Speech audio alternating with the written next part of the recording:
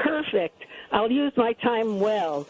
I find it so egregious that he would come and conflate so many slogans and all this information like Jeremiah Wright that the Republicans always call up and something from Obama's past. But anyway, my big issue is how the Republican Party, and if you're aware that both the Congress and the Senate, all the Republicans there are all Christian, and the Republican Party and the Congress, excuse me, are the gatekeeper, they hold the purse strings, and we have no clue about the budget. And did you know that about $22 billion go to faith-based funding, and we don't even know who or what is going there, and most of them are Christians, and how the money for the faith-based funding, and it's almost impossible to get that information without suing for the Freedom of Information Act to get that information, and a lot of that money is funneled, and the Congress has put a moratorium. All right, you know what, Helen, we're going to leave it there. Ben Shapiro, final comment. I mean, as far as faith-based organizations and the government's involvement in them, I think it's significantly more dangerous for religious organizations to be involved with the government than not. The strings are always attached. As far as the federal government trying to promote policy through faith-based organizations, I would recommend that people actually look at where that money is going, because a lot of the time it's actually going toward adoption projects and house building for the homeless and this sort of stuff. Now, I actually object to that on the grounds that I don't think the government should be involved in that, but that has nothing to do with, is the money actually being spent on some sort of covert religious attempt to convert everyone to Christianity. As a Jew, I'm not specifically very worried about that in the United States. I am Jewish, and I have to so strongly object to his trying to portray his own misguided attempts at politics and talking fast. Not all Jews talk fast, and promoting stereotypes.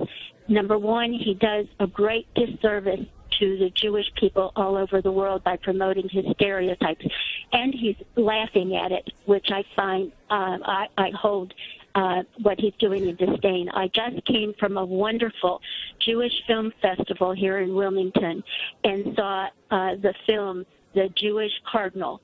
And this man and the Catholic Polish clerics did far more when they smartened up and had a little more compassion for people than this guy has.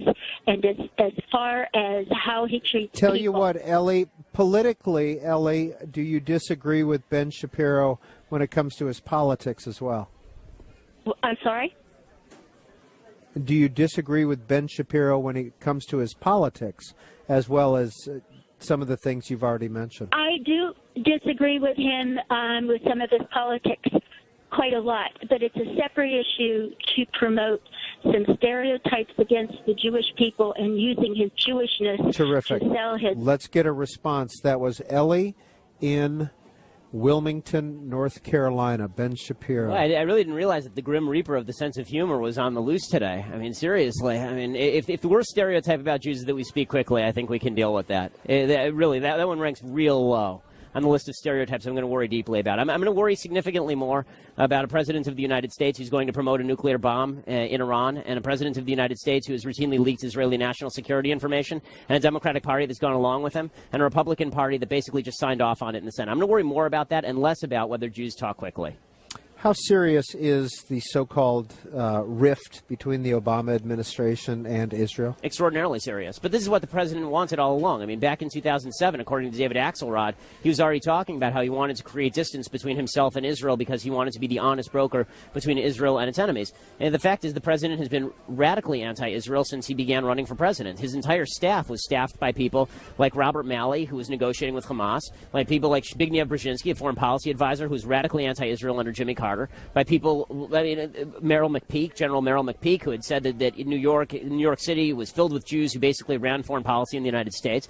And the president has spent his entire life associating with anti-Israel, anti-Semites. I mean, seriously, Rashid Khalidi is an anti-Semite. He's a Palestinian liberation organization terrorist advocate, and he was a close friend of President Obama. President Obama spent time in Jeremiah Wright's church. It's a radically anti-Israel, anti-Semitic church. You spend your entire life in. I've been to synagogue. I've gone to the same synagogue since I was 11 years old. If at any point, the rabbi of the shul had gotten up and started speaking about black people or America, the way that Jeremiah Wright spoke about Jews, white people, and the United States of America, I would have been out of there so fast it would have made your head spin. But Barack Obama sat there for 20 years. Don't tell me he didn't imbibe any of that or believe any of that. The president has a belief system, and the president is acting out his belief system in real time, and that has real ramifications for real people, not just Jews, by the way. You're watching it happen in Egypt, where he's cutting off military shipments to what is a secular regime in the face of a Muslim Brotherhood uprising. He's busily going against a Saudi regime that is really, I mean, listen, I'm not a fan of the Saudis by any stretch of the imagination, but they're a hell of a lot better than the Iranians at this point. The president of the United States is single-handedly turning Iran into a regional power, and this is part of a broader policy of the president of the United States that's both anti-American and anti-Israel and springs from the same anti-Westernism that he represents personally. Joe's in Washington, D.C. Go ahead, Joe. Ben, you describe Hillary Clinton as an inhuman robot and President Obama as a perpetrator of involuntary manslaughter. And then you critique the left for personal attacks. As a fellow HLS alum, I think you need to slow down, start thinking about what you're actually saying rather than talking so fast. Find the essential logical fallacies of what you're doing. For example, if I say you're a vain, shallow, callow, narcissistic, adolescent disruptor, and that's my political opinion, I suppose that is using the Ben Shapiro technique. So I wish you the best of luck with your mind as you grow up. Well, first of all, it's good to speak to my professors from Harvard Law School. It's good to hear from you again. And I appreciate all of the compliments. The fact that folks on the left disagree with me is a badge of honor for me. As far as the insult, if I can't joke about Hillary Clinton being robotic, I'm not sure what I can joke about. I mean, seriously, can we all just lighten up a little bit? Turns out Bill's a lech and Hillary's a robot. Let's all get over it and move on. Ben Shapiro, why did you call that or compare that caller to your professors at Harvard Law? Oh, they're the professors at Harvard. The truth is, at Harvard Law, I got along pretty well with most of my professors. There are a couple of people at Harvard Law who are known for not being particularly tolerant of other political viewpoints. One is currently a senator from Massachusetts, but there are a lot of Harvard Law professors who I got along famously with. I got along very well with Lonnie Guinier, who was so radical that Bill Clinton had to pull her nomination when he nominated her for, I think it was Housing and Urban Development back in the early 90s. But she and I got along really well. Look, as long as folks have an open mind, it's fun to have a talk with them. What I object to is, my Elizabeth Warren story is that actually when I first met Elizabeth Warren, and I only dealt with her a little bit, she and I met at the top of the W Hotel in L.A. because she was recruiting me for Harvard Law School at the time. And our initial conversation, I walked through and she'd read my profile, and she started grilling me. I'd just written a book about leftist bias on college campuses, and she suggested there was no such thing as a leftist bias on college campus, which is only discounted by every single poll ever done on a college campus. And then she started ripping into Rush Limbaugh, at which point I asked her if she'd ever listened to Rush Limbaugh, and it got relatively heated, which was an interesting way to recruit. But Elizabeth Warren she's a lot of fun. Look, I'm always willing to have conversations and debates with people. It's how I get through my day. So yeah, when people call in and disagree, that's what makes it spicy. Have you ever been told before that you talk fast? Oh, all the time. I can't stop it. It's unfortunate. I've been really working on it for a long time, but again, okay. So I will fall into the Jewish stereotype. I'm a Jew. Jews talk fast, and two, my parents talk extremely quickly. So everybody in my family, we sit around the table, and it sounds like everybody's on fast forward all the time. Eventually, we actually hit chipmunk speed, and then we go silent, and we go back in time. One time, we ended up back in 1955, and I had to make sure that my parents met and that I was born eventually. It was wild.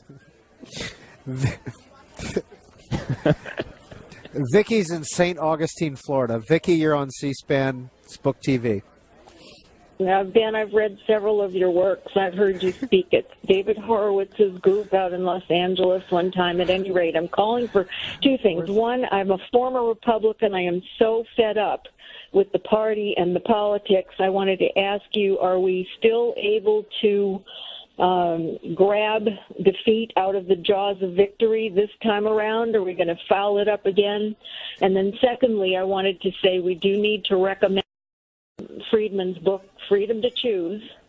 That's a great book about freedom of choice. And also I want to mention, talking about civil rights, that Barry Goldwater refused to sign the civil rights legislation because he felt it deprived people of their freedom to associate with those with whom they wanted to associate, which kind of reflects back on this gay marriage thing. At any rate, are we Republicans going to lose? Say, Vicki, before we get an answer from Ben Shapiro, when you say you're afraid the Republicans are going to screw it up again in 2016, can you give an example of what you mean? Yes, unfortunately, as a former Republican, I broke my back for John McCain going door to door down here in Florida, and then also for Mitt Romney. And they were such lovely gentlemen, but they ran campaigns. They just could not communicate with the American people on the level that they needed to. And I'm afraid this will happen again because we have such lovely people running, or who look like they're going to be running on the Republican ticket. We just can't be as sharp as the Democrats, it seems, and I'm not sure why. What's the solution? Ben Shapiro. Well, I think the solution is getting down to actual basic moral arguments. The left, when I talk about how the left bullies and when they say you're a bad person if you disagree with them, that's because the left, deep down in their heart, they believe that they are morally superior. And I believe that that's an unbased moral superiority. It's unfounded. It's unearned moral superiority. But the truth is that any religious perspective you take, any political perspective you take, in essence, at your very root, you're probably going to feel like you have a certain level of moral superiority for holding those beliefs. I believe conservatism to be a morally superior belief system to leftism, and if people on the right aren't able to articulate that, then that's going to continue to be a serious problem for them. As far as the Republican Party and are they actually going to be able to do any damage here, I think that the fact is that the Republican Senate has been less than useful thus far. What they just did in passing a bill that basically allows President Obama to loosen sanctions on Iran is truly egregious. It was played by the press as though it was a rebuke to President Obama. Far from it. That bill basically allows President Obama to loosen sanctions on Iran unless Republicans can come up with 67 votes in the Senate to stop him. That's going to be a very uphill battle. As far as the Republican nominees, I think there are some who have started to learn about speaking moral language, speaking about the language of rights, speaking in very basic and meaningful terms that people actually resonate to. But unless they can speak in those moral terms on a routine basis, then if they're going to do what Mitt Romney did and trot out 57-point tax plans and talk about everybody's effective marginal tax rate, okay, I happen to know my effective marginal tax rate because I just had to sign a big check to the IRS because of it. But most people actually don't know their effective marginal tax rate. So if that's your pitch for President of the United States, which by the way was Romney's pitch, that if your effective marginal tax rate for the highest tax bracket is 35.7 as opposed to 34.2, you're going to cripple the economy. I'm sorry, that's not very much of a pitch for you to be President of the United States. Next book. What is it?